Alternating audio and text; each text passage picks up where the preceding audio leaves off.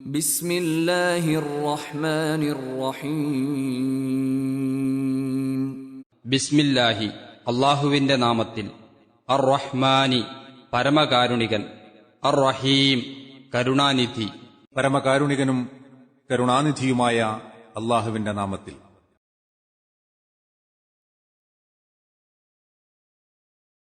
يا أيها الذين آمنوا إذا قيل لكم تفسحوا في المجالس فافسحوا يفسح الله لكم وإذا قيل انشزوا فانشزوا يرفع الله الذين آمنوا منكم والذين أوتوا العلم درجات والله بما تعملون خبير.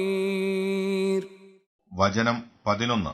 യാ അയ്യുഹല്ലദീന ആമനു, ഹേ വിശ്വസിച്ചവരെ, ഇദാ ഖീല ലക്കും, നിങ്ങളോട് പറയപ്പെട്ടാൽ, തഫസ്സഹു, വിശാലത ചെയ്യുവീൻ എന്ന്, സൗകര്യം ഒഴിവ് ചെയ്യുവീൻ എന്ന്, ഫിൽ മജാലിസി, ഇരിപ്പിടങ്ങളിൽ, സദസ്സുകളിൽ, ഫഫ്സഹു, എന്നാൽ നിങ്ങൾ വിശാലത നൽകുവിൻ, യഫ്സഹില്ലാഹു, അല്ലാഹു വിശാലത നൽകും, ലക്കും, നിങ്ങൾക്ക്, വ ഇദാ ഖീല, പറയപ്പെട്ടാൽ, ഉൻഷുസു, നിങ്ങൾ എഴുന്നേൽക്കുവീൻ എന്ന്, ഫൻഷുസു, എന്നാൽ നിങ്ങൾ എഴുന്നേൽക്കുവീൻ, യർഫഇല്ലാഹു, അല്ലാഹു ഉയർത്തും, അല്ലദീന ആമനു, വിശ്വസിച്ചവരെ, മിൻകും, നിങ്ങളിൽ നിന്ന്, വല്ലദീന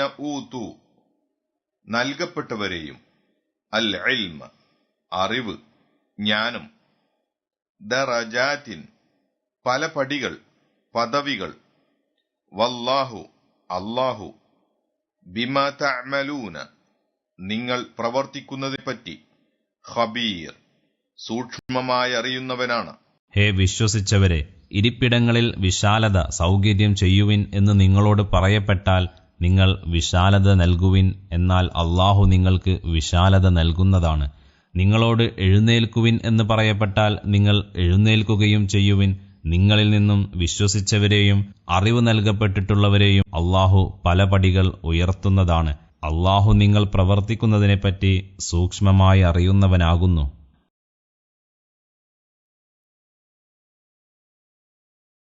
يا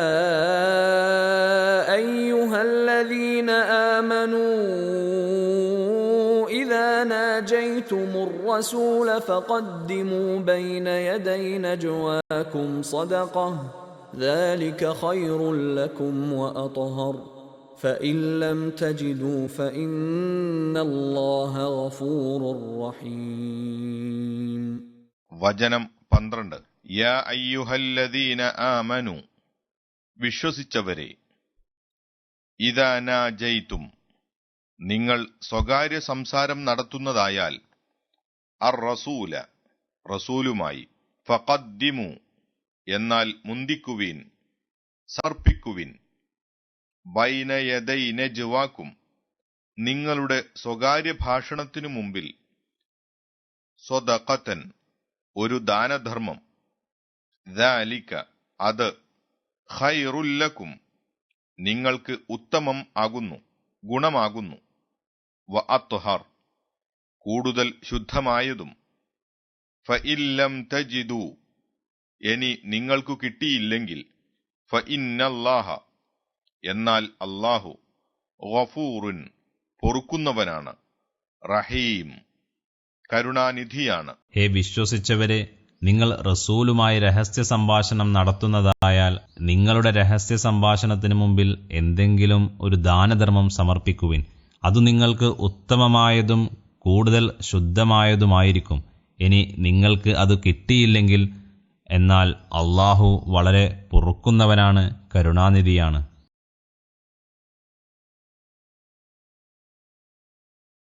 പതിനൊന്നാം വചനത്തിന്റെ വിശദീകരണം. ജനങ്ങൾ സമ്മേളിക്കുന്ന സദസ്സുകളിൽ അനുവർത്തിക്കപ്പെടേണ്ടുന്ന ചില മര്യാദകളും കടമകളുമാണ് ഈ വചനത്തിൽ കാണുന്നത്. മറ്റുള്ളവർക്ക് വന്നിരിക്കുവാൻ ഇടം പോരാതെ വരികയും അവർക്ക് സ്ഥലത്തിനാവശ്യം നേരിടുകയും ചെയ്താൽ സ്ഥല സൗകര്യം കൊടുക്കണമെന്നും ഒരു കൂട്ടർ ഇരുന്നു കഴിഞ്ഞ സ്ഥലത്തുനിന്ന് എഴുന്നേൽക്കേണ്ടുന്ന ആവശ്യം വന്നാൽ എഴുന്നേറ്റ് കൊടുക്കേണ്ടതാണെന്നും അള്ളാഹു കൽപ്പിക്കുന്നു. ഇക്കാലത്ത് എന്നത്തെക്കാളും ജനങ്ങൾ ഈ കൽപ്പന ഓർമ്മിക്കേണ്ടതായിട്ടാണിരിക്കുന്നത്. വാഹനങ്ങളിലും പൊതുസ്ഥലങ്ങളിലുമെല്ലാം തന്നെ ഒരു കൂട്ടർ മറ്റൊരു കൂട്ടരുടെ സൗകര്യം ഗൗനിക്കുകയോ മറ്റൊരാൾക്ക് സ്ഥല സൗകര്യം മുതലായ സഹായ സഹകരണം ചെയ്തു വെക്കുകയോ ചെയ്യുന്നത് ഇന്ന് വിരളമാകുന്നു. അല്പമൊന്ന് ഞെരുങ്ങിയിട്ടെങ്കിലും അന്യനു കൂടി സൗകര്യമുണ്ടാക്കി കൊടുക്കുന്നതിനു പകരം 4-5 പേർക്കിരിക്കാവുന്ന സ്ഥലം അത്രയും മുടക്കിക്കൊണ്ട് കാലുനീട്ടി സുഖം കൊള്ളുന്നവരെയും നിൽക്കുവാൻ പോലും വയ്യാത്ത രോഗികളും വയോധികന്മാരും നിന്ന് വിഷമിക്കുന്നത് കാണുമ്പോൾ കാലൊന്ന് ചുരുക്കുവാൻ പോലും സന്മനസ്സു കാണിക്കാത്തവരെയും ഇന്ന് ധാരാളം കാണുകയും ചെയ്യാം. മറ്റുള്ളവർ കഷ്ടപ്പെട്ടു കാണുന്നതിൽ ഇവർക്ക് സന്തോഷമാണെന്നു പോലും തോന്നിപ്പോകും. അന്യരുടെ ആവശ്യം കണ്ടറിഞ്ഞ് അവർ ആവശ്യപ്പെടുന്നതിനു മുമ്പായി തന്നെ കഴിയുന്ന സൗകര്യം ചെയ്തു കൊടുക്കുകയാണ് വേണ്ടത്. ആവശ്യപ്പെടുക കൂടി ചെയ്താൽ ആ കടമ വർദ്ധിക്കുന്നു. ആവശ്യപ്പെടുന്നത് ഉത്തരവാദപ്പെട്ടവർ കൂടിയാവുമ്പോൾ അത് കൂടുതൽ നിർബന്ധവുമായിത്തീരുന്നു. സദസ്സിൽ ആദ്യമാദ്യം വരുന്നവർ സ്ഥലം പിടിക്കുമല്ലോ. ഒരവസരത്തിൽ പ്രധാനികളായ ചില സ്വഹാബികൾ വന്നെത്തിയപ്പോഴേക്കും നബി സല്ലല്ലാഹു അലൈഹി വസല്ലമയുടെ സദസ്സിൽ അടുത്ത സ്ഥലങ്ങളിലെല്ലാം ആൾ നിറഞ്ഞിരുന്നു. അവരാണെങ്കിൽ പല നിലക്കും തിരുമേനിയുടെ അടുത്തു തന്നെ ഉണ്ടായിരിക്കേണ്ടതുമുണ്ടായിരുന്നു. അടുത്തിരിക്കുന്നവർ സ്വയം സംഗതി മനസ്സിലാക്കി അവർക്ക് വന്നിരിക്കുവാനുള്ള സൗകര്യം ചെയ്തു കൊടുക്കുന്നുമില്ല. ഈ അവസരത്തിൽ ഒരിക്കൽ അടുത്തിരിക്കുന്ന ചിലരോട് ആ പ്രധാനികൾക്കു വേണ്ടി സ്ഥലസൗകര്യം ചെയ്തു കൊടുക്കുവാൻ നബി സല്ലല്ലാഹു അലൈഹി വസല്ലമ ആവശ്യപ്പെടുകയുണ്ടായി. കപടവിശ്വാസികൾ ഈ സന്ദർഭം ചൂഷണം ചെയ്തു. നബി സല്ലല്ലാഹു അലൈഹി വസല്ലമ നീതി പാലിക്കുന്നില്ലെന്നും പക്ഷം കാണിക്കുകയാണെന്നും അവർ പ്രചരിപ്പിക്കുവാൻ ശ്രമിച്ചു. ഈ അവസരത്തിലാണ് ഈ വചനം അവതരിച്ചതെന്ന് മുഫസ്സിറുകൾ പറഞ്ഞു കാണുന്നു.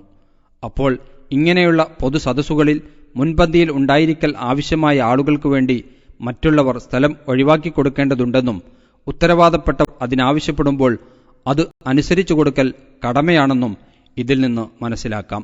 സദസ്സിലെ നടപടികളെക്കുറിച്ചും മറ്റും കാര്യാലോചനകൾ നടത്തുക മുതലായ പലതിനും ഇങ്ങനെ സദസ്യരോട് ആവശ്യപ്പെടേണ്ടതായി വന്നേക്കുമല്ലോ.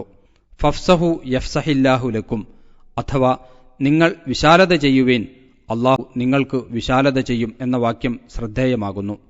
മനുഷ്യൻ ചെയ്യുന്ന പുണ്യകർമ്മങ്ങൾക്ക് അതേ തരത്തിൽപ്പെട്ട എന്നാൽ അതിനേക്കാൾ ഉന്നതവും വർദ്ധിച്ചതുമായ വിധത്തിലായിരിക്കും അള്ളാഹു പ്രതിഫലം നൽകുന്നത്.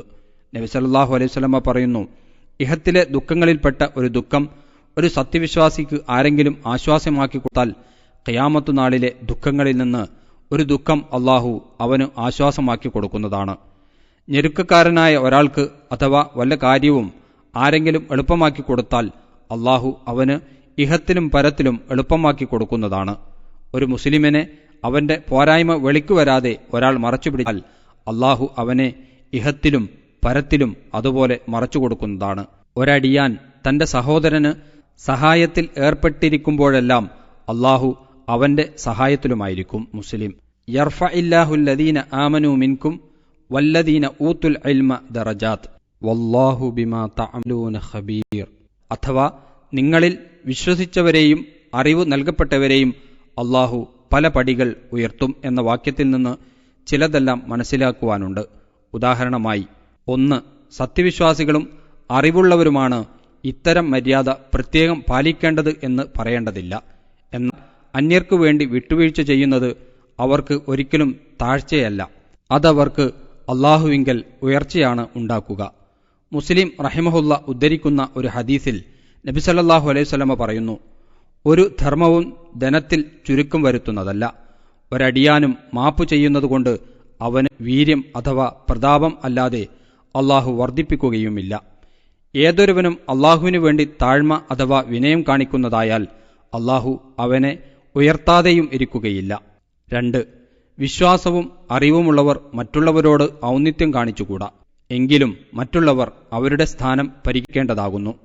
അവർക്കു മുൻഗണന നൽകേണ്ടുന്ന സ്ഥാനത്ത് അത് നൽകുകയും വേണം. നബി സല്ലല്ലാഹു അലൈഹി വസല്ലമ പറയുന്നു, നിങ്ങളിൽ ബുദ്ധിയും വിവേകവുമുള്ളവർ എന്റെ അടുത്തു വരട്ടെ, പിന്നീട് അവരോട് അടുത്തു നിൽക്കുന്നവർ. ഈ വാക്ക് തിരുമേനി 3 വട്ടം പറഞ്ഞു.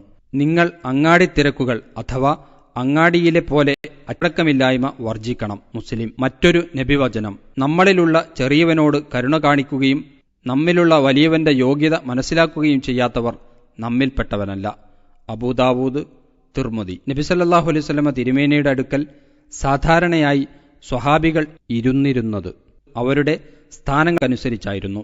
അബൂബക്കർ റളിയല്ലാഹു അൻഹു തിരുമേനിയുടെ വലഭാഗത്തും ഉമർ റളിയല്ലാഹു അൻഹു ഇടഭാഗത്തുമായിരുന്നു ഇരിക്കുക പതിവ്. ഉസ്മാൻ റളിയല്ലാഹു അൻഹു, അലി റളിയല്ലാഹു അൻഹു എന്നിവർ മിക്കവാറും മുമ്പിലായിരിക്കും. കാരണം അവർ രണ്ടുപേരും തിരുമേനിയുടെ എഴുത്തുകാരായിരുന്നു. ഇമാം മുസ്ലിം തുടങ്ങിയ ഹദീസ് പണ്ഡിതന്മാർ ഇത് രേഖപ്പെടുത്തി കാണാം. രണ്ടുപേർ ചേർന്ന് ഇരിക്കുമ്പോൾ അവരുടെ സമ്മതമില്ലാതെ അവരുടെ ഇടയിൽ ചേർന്നിരിക്കുന്നത് നബി സല്ലല്ലാഹു അലൈഹി വസല്ലമ വിരോധിച്ചിരിക്കുന്നു. അബൂദാവൂദ്, തിർമുദി. ഒരാൾ ഇരിക്കുന്ന ഇടത്തിൽ നിന്ന് അയാളെ എഴുന്നേൽപ്പിച്ച് ആ സ്ഥാനത്ത് ഇരിക്കരുതെന്നും വിശാലതയും സൗകര്യം ചെയ്തു കൊടുക്കണമെന്നും നബി സല്ലല്ലാഹു അലൈഹി വസല്ലമ അരുളിയിരിക്കുന്നു. ബുഖാരി, മുസ്ലിം. ഒരാൾ ഒരു ഇരിപ്പിടത്തിൽ നിന്ന് എഴുന്നേറ്റ് പോയിട്ട് പിന്നീട് അതിലേക്ക് തന്നെ മടങ്ങി വന്നാൽ അവൻ അതിന് കൂടുതൽ അർഹനാണ് എന്നും അവിടുന്ന് പറഞ്ഞിരിക്കുന്നു. മുസ്ലിം. നബി സല്ലല്ലാഹു അലൈഹി വസല്ലമ തിരുമേനി ഒരു സദസ്സിൽ വരുമ്പോൾ മുമ്പ് എത്തിയവർ ഇരുന്നു കഴിഞ്ഞ് ബാക്കിയുള്ള സ്ഥലത്തായിരുന്നു അവിടുന്ന് ഇരുന്നത് എന്ന് വിചര്യകളിൽ അറിയപ്പെട്ടിട്ടുള്ളതാണ്. ഇത്തരം ആചാര മര്യാദകളെപ്പറ്റി ഗൗനിക്കുന്നവർ ഇക്കാലത്ത് തുലോം കുറവാണെന്നത് ഖേദകരമത്രേ. ജനങ്ങൾ തമ്മിൽ സ്നേഹവും ഇണക്കവുമില്ലാതായി തീരുന്നതിന് ഇതൊക്കെ തന്നെയാണ് കാരണവും. 12-ാം വചനത്തിന്റെ വിശദീകരണം. നബി സല്ലല്ലാഹു അലൈഹി വസല്ലമയുടെ അടുക്കൽ ചെന്ന് പലരും പലതും ചോദിച്ചും അന്വേഷിച്ചും കൊണ്ടിരിക്കും. കൂട്ടത്തിൽ വളരെ നിസ്സാരാവശ്യങ്ങൾക്കു വേണ്ടി സമയം മെനക്കെടുത്തുന്നവരും നബി സല്ലല്ലാഹു അലൈഹി വസല്ലമയുടെ വിലയേറിയ സമയം നഷ്ടപ്പെടുത്തുവാൻ കൽപ്പിച്ചുകൂട്ടി ചെല്ലുന്ന കപടവിശ്വാസികളും ഉണ്ടായിരിക്കും. ഇതിൽ ഒരു നിയന്ത്രണം ഉണ്ടാക്കുവാൻ വേണ്ടി നബി സല്ലല്ലാഹു അലൈഹി വസല്ലമയുടെ അടുക്കൽ സ്വകാര്യ സംസാരത്തിന് ചെല്ലുന്നവർ ധർമ്മവിഷയത്തിൽ വിനിയോഗിക്കുവാൻ എന്തെങ്കിലും സമർപ്പിക്കണമെന്നാണ് ഈ വചനത്തിൽ പറയുന്നത്. സംഖ്യ ഇത്രയെന്ന് നിർണയിക്കപ്പെട്ടിട്ടില്ല.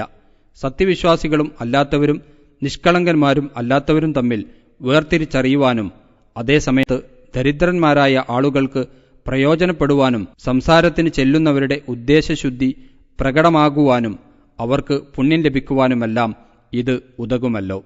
സാധിക്കാത്തവർ ചെയ്യേണ്ടതില്ലെന്നുകൂടി പ്രസ്താവിച്ചിരിക്കുന്നതുകൊണ്ട് ഇതൊരു കർശനമായ നിബന്ധനയല്ലെന്നും മനസ്സിലാക്കാം. സ്വതക്ക അഥവാ എന്തെങ്കിലും ദാനധർമ്മം എന്ന് പറഞ്ഞതിൽ നിന്ന് ഇത് നബി സല്ലല്ലാഹു അലൈഹി വസല്ലമക്ക് വേണ്ടിയല്ല, സാധുക്കൾക്ക് വേണ്ടിയാണെന്ന് മനസ്സിലാക്കാം.